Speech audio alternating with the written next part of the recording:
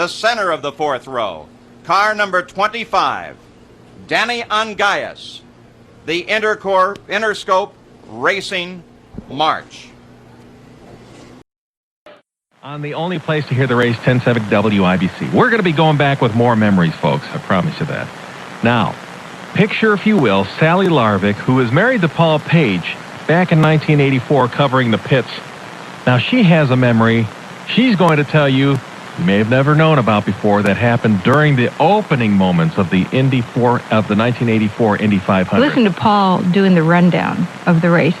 And I didn't realize it came from this race, but this is a story he always tells when he's speaking about the race and the things that happened. Oh. Yeah, so, yeah, and I didn't realize it came from the 84 race until I was listening back to it. And you got to tell this story. And you'll hear it. That was in those days, because we were the only live origination of the race, it was very important that we give the lineup. But not just, it had to be done slowly. It had to include the driver's name, his hometown, the legal sponsor on the car, and his qualifying position. And it had to be done so that everybody could write it down, because the coverage just simply wasn't what it is today.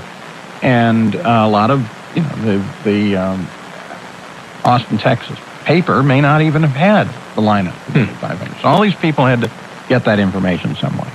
And so we had to give them the starting lineup very carefully. And I taught this. And I had the starting lineup always pasted on the back wall. So here I am, and I'm reading.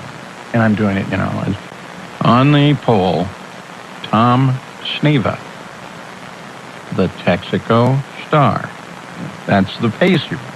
So I'm getting bored. And I'm looking at, and the guys in the control room where I have this pasted are making faces at me and everything. So I get down the list and I introduce, because now I'm totally daydreaming while I'm doing this, Danny Ongais, the Intercourse Racing, and then realize what I'm saying.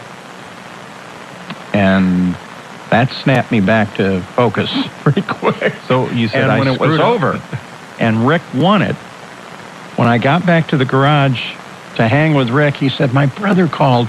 All he could tell me about was you and Danny Ongais' car at the opening. 1070 WIBC, Indianapolis, crazy and